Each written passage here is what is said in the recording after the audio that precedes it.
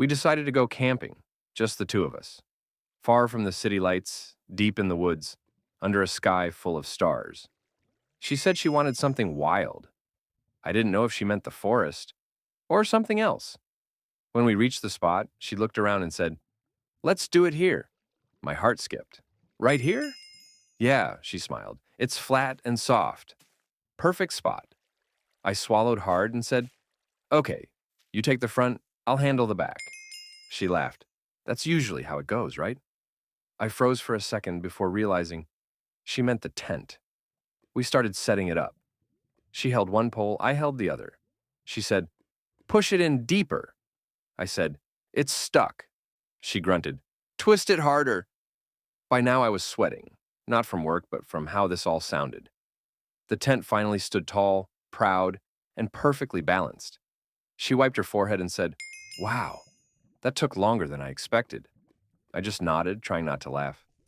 Later, as the night got darker, the forest grew quiet. We sat near the campfire.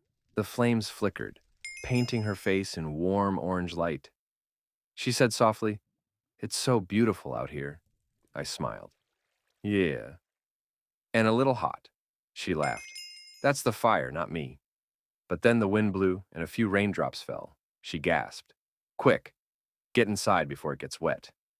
We both dove into the tent, the fabric shaking as thunder rolled above. Inside, it was dark.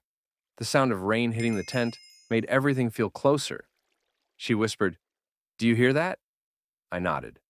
"Yeah, it's getting louder." She said, "Just hold it tight, or it might collapse." I grabbed the pole. "I've got it!" She giggled. "You always say that." We spent the next 10 minutes trying to keep the tent from falling apart in the rain. Every move made the whole thing shake and squeak. I couldn't stop laughing. "This looks so wrong." She laughed too. "Tell me about it." "If someone saw this from outside, they'd think, 'Don't even finish that sentence,'" I said, chuckling. Finally, the rain stopped. The air turned calm.